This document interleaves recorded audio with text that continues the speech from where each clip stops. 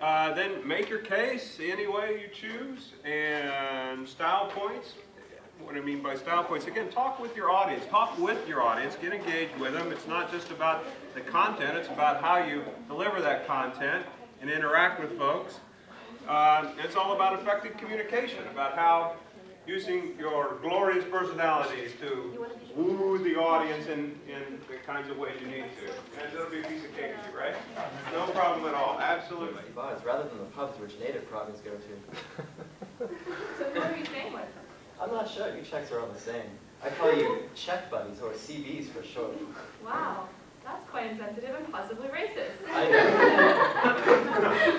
So why are you speaking English? It's because I don't like learning your language. I have intensive Czech classes, but rather than enjoying them, or at least trying to understand the differences between our two cultures, I just complain about the workload. That sounds fun. It's not. Hey, kan je stoppen? Wacht, stoppen bij de push-ups. Oh no, a native. Clearly you're trying to steal all my money and valuable items. Get away from me, pickpocket.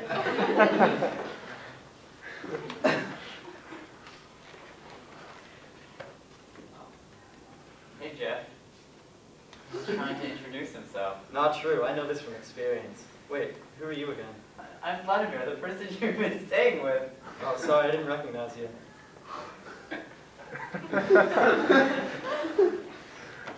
Hey, Jeff. Hey, aren't you that diplomat who I saw at the embassy today?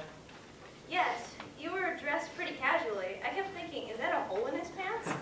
I guess it's because you have no respect for the dress codes and traditional cultures. I guess that must be it. Well, I'm going to go home now and continue looking at things through my etic perspective. Have fun, Jeff.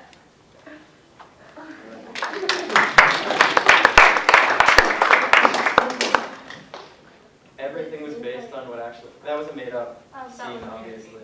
Okay. Um, We don't actually have proof that he went to a bar after the embassy meeting, but certain interesting quotes. And he was going to visit, I think, the Lithuanian embassy, and he drove me in his car.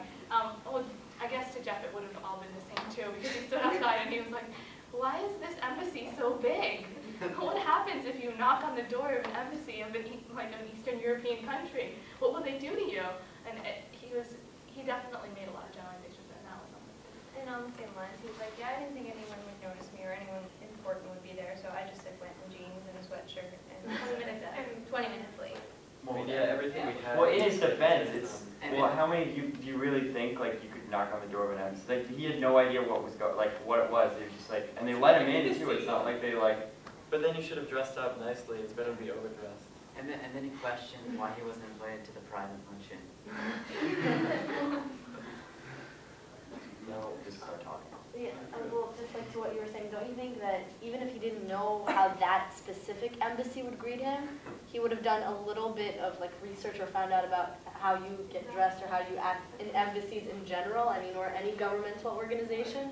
Right, minimalization, that's right. I mean, you go from this kind of idealized state that you talked about, then to a minimalized state where, you know, okay, everything's kind of the same.